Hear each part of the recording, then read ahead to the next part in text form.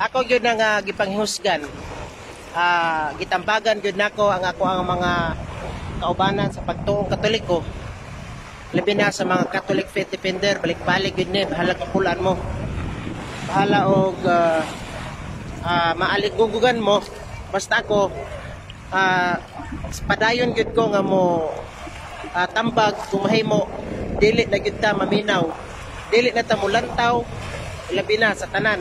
Dili na ta mutawag anang programa ni Pastor Chris Bacalares nga Kalanrakas sa Kahupunon o Light of Truth.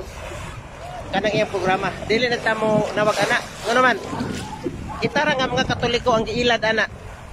Kay once nga naay Catholic faith defender nga manawag, perting lipaya ka na sa iyang grupo.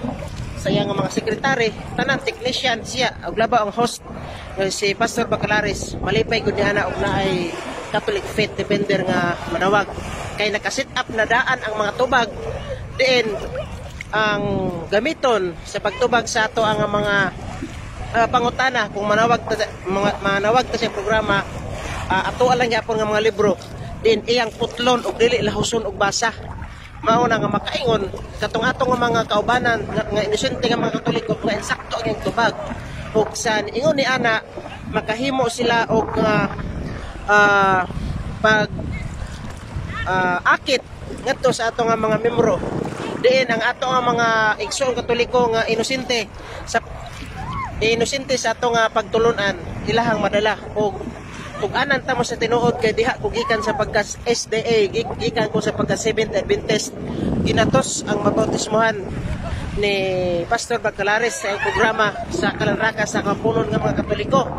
Mao na nga akong manawagan ang tanan nga mga Catholic faith defender nga dili mutawag sa iyaha nga programa kay kung manawag man ta sa iyaha nga programa gihimo lang nato og kita lang ang nagtukmod ngadto sa atong mga kaubanan nga mga Katoliko diin mobalhin sa pagkatoliko o mobalhin dito sa mobalhin sa pagka Seventh-day Adventist, no?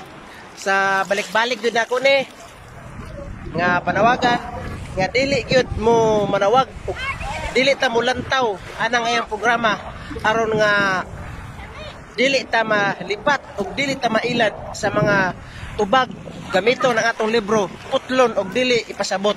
Kay og tinuod pa nga mauna ang gipasabot sa atong mga libro, dapat ang atong mga pare ug ang mga author anang mga libro nahimuon ta nga Seventh Adventist. Pero kay wala man, giputol-putol ang pagbasa. Ako nga mo tambagan, dili ta maminaw ug dili ta mulantaw sa programa sa Kalanrakas sa Kahupunon, no? Dili ta mo tan-aw ug dili ta maminaw.